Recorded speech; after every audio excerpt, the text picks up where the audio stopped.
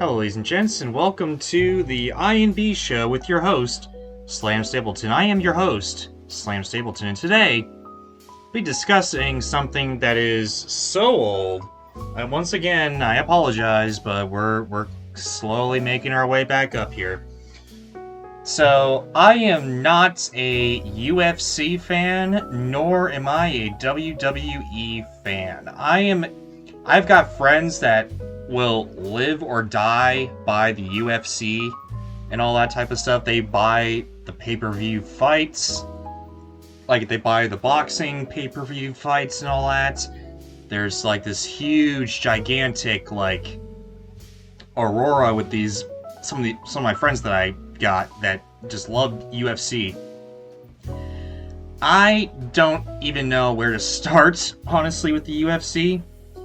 I mean, I will gladly, watch some of it. I just don't get it.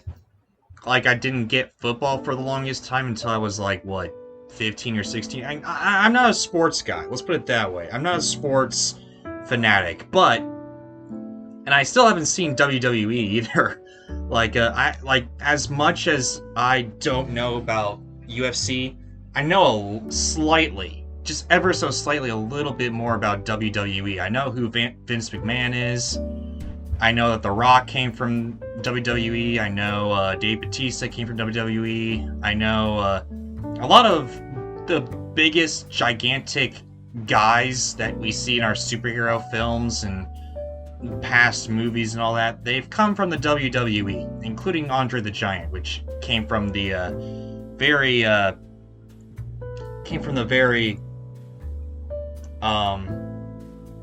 short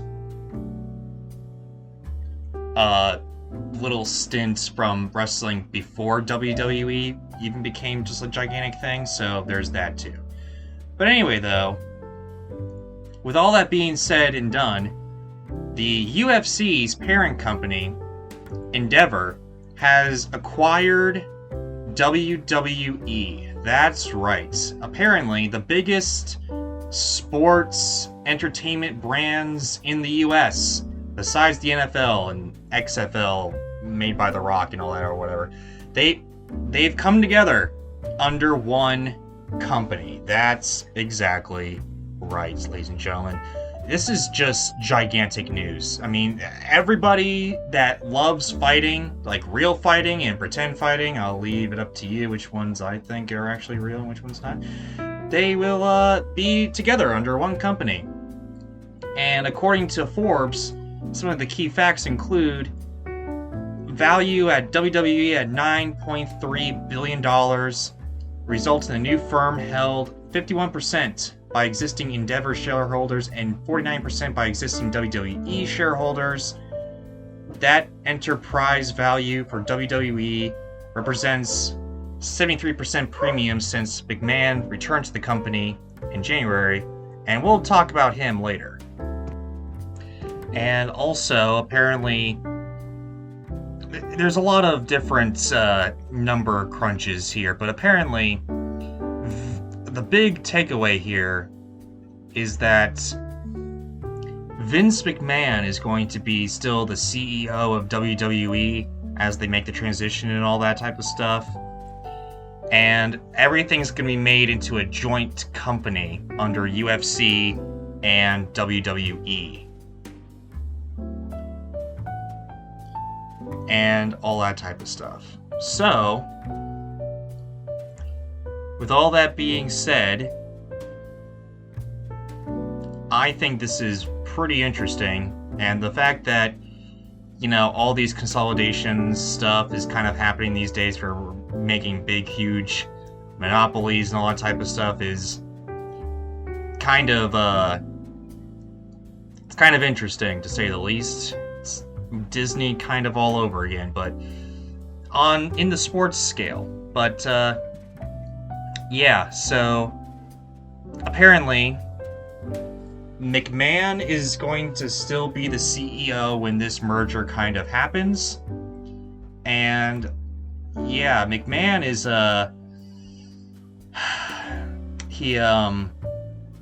there's some accusations made about him. We won't really dive into that, but we'll just dive into this a little bit. We sense with these accusations, despite what they may be, it's kind of interesting that they would allow Vince to be, you know, the CEO of WWE still after everything.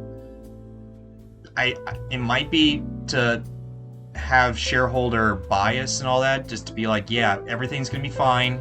You know, we got an experienced person who's held onto this company for a very, very long time.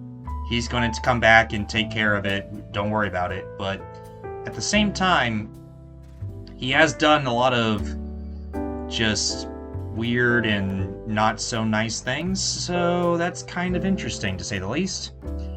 Now, will the UFC run off on the WWE and actually make it a little bit more of an impact with the fighting skills? I don't know. Probably not. Will the UFC become more fake? I don't know. I hope not, but you never know. But I mean, the Octagon, I think the Octagon is the UFC and all that. I would assume that UFC is more realistic, I think. So yeah, it's kind of an interesting story to tell. Let's put it honestly, it's an interesting story here, and with all these consolidations these days, I mean, it's not really necessarily a surprise to me, but it's very interesting in the business world to kind of pull on to this. But anyway though, guys, what do you think? Is this going to rock or suck? Is the WWE doomed or whatever? Is the UFC doomed or whatever? Do you love the UFC or WWE better? What do you guys think? Let me know in the comments down below. And don't forget to subscribe and ring that bell. More vids coming your way. And hey, take care, guys.